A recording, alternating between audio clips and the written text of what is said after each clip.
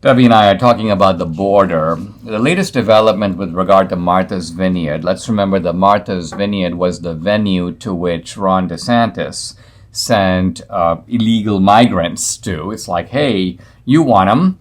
You're a sanctuary city. Here, you have them. And it was just a small number, I think 50 or so. Apparently, a bunch of those guys were from Venezuela, mostly Venezuelan, it says. Wow. And evidently, when I first read this, I sort of had to take a double take. It says that the Venezuelans who are undocumented immigrants in Martha's Vineyard are filing a lawsuit against Ron DeSantis. And I'm like, wait a minute, I thought these are guys who are destitute, they're trying to survive. Well, it turns out they are being manipulated or organized by a Boston-based group called the Lawyers for Civil Rights. So the Lawyers for Civil Rights get with these guys and say, hey, listen, we have a way to make some money for you. We'll pay all the costs. You don't have to pay anything. We're going to sue Ron DeSantis. They're asking for $75,000 for, quote, economic, emotional, and constitutional harms. Now, this is right out of the playbook of the left. It's kind of an operation. Can we find a sympathetic judge, sympathetic jury? Can we get a ruling in our favor?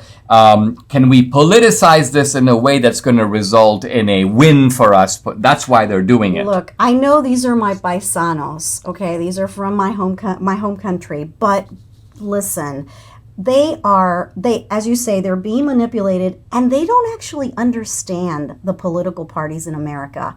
They actually think that the Republicans are like the Chavistas, and they think the Democrats are like the opposition in Venezuela. But in fact, it's the exact opposite. The Democrats are the socialists. They are the communists. They are the ones that will turn this country into Venezuela. They don't understand that because, again, they are being lied to. And of course, they don't like being manipulated in that sort of fashion. And so they don't understand. Now, my cousin who is Venezuelan, he has been wanting to come to America for a while. And every time he says, you know what, word on the street is that Biden says it's okay for us to go. You think it's okay for me to go? And I'm like, not illegally. Do not come through the border. Because not only that, but you will be kind of a pariah if you come. You know, people won't understand that you are fleeing Venezuela because of political persecution. They won't understand any of that.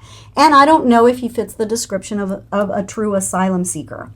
So, well, the point you're making here is that the Venezuelans, when they're trying to get out of a socialist hellhole, and we can hardly blame them for that. We would do the same if we were in that position. Mm-hmm. And it's not to say that they aren't legitimate applicants for asylum, right. But there is an asylum process. There's a process. And yes, what Biden is doing is he's circumventing the process, not because he cares about Venezuela. He hasn't lifted, the Biden administration hasn't lifted one finger to get the Venezuelans to change their policies, to respect human rights over there. None of that. They actually like the fact they've got a socialist regime in Venezuela.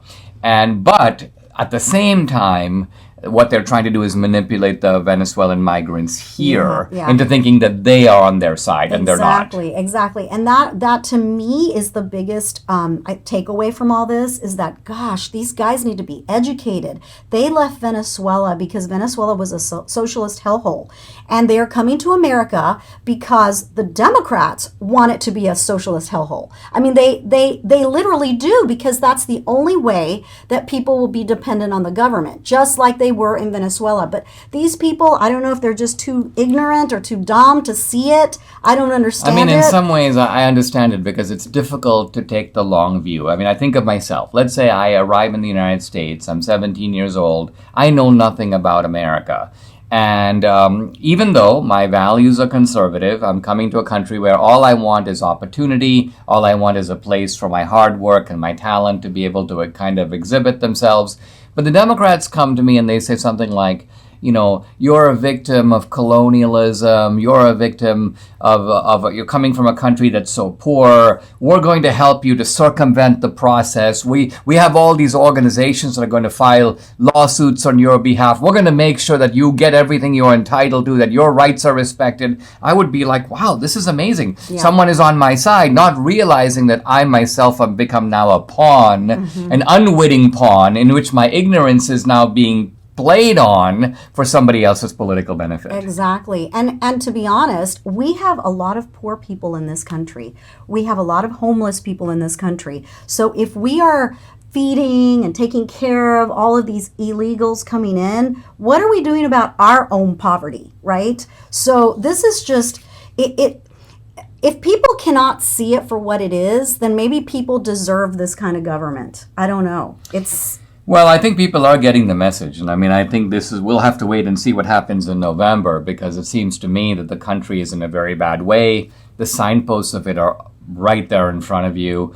And as you say, if the American people are like, we like what's going on, we're actually kind of happy with the gas prices, we're fine with inflation, it goes up, comes down a little bit, goes up again, we like that kind of volatility, we like seeing our pension funds, lose 15-20% of their value, we like seeing home prices soaring, interest rates going up. I'm speaking, of course, facetiously, but my point is, if you like filth, if you like horrible crime rates, if you like homeless people coming up to you in a restaurant and grabbing food off your plate, then an open border. And an open border, then you are, well, let's just say you might just be a Democrat.